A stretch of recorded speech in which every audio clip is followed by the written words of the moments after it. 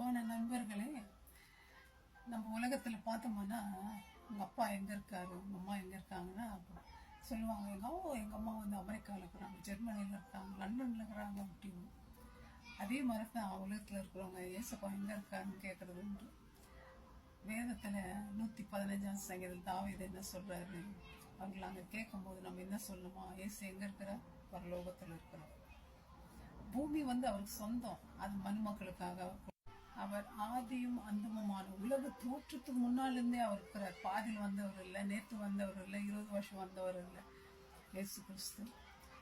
நம்ம உலகத்தில் பார்த்தோம்னா சில பேருக்கு ஃபோன் கால் போட்டால் சில நேரத்தில் மிஸ் கால் ஆகிடும். இல்லை நம்ம பிரசிடென்ட்டோ பெரிய ராஜாவுக்கோ அவங்களுக்கோ நம்ம எந்த இடத்துல இருக்கிறோம்னு கூட தெரியாதுங்க.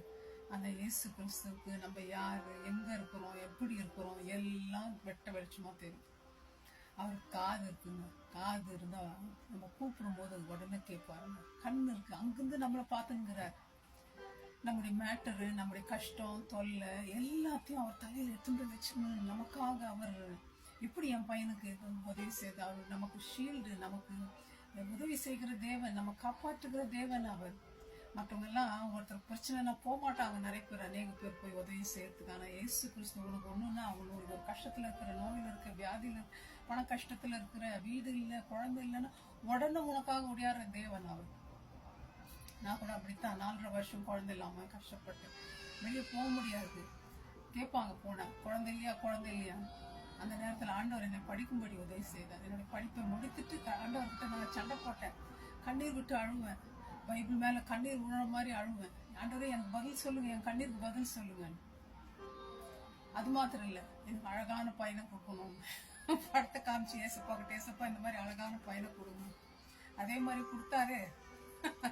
உன்னுடைய இருதயத்தின் நினைவுகள் எல்லாம் அறிந்திருக்கிற தேவன் கண்டிப்பா உங்களுக்கு கொடுப்பார்.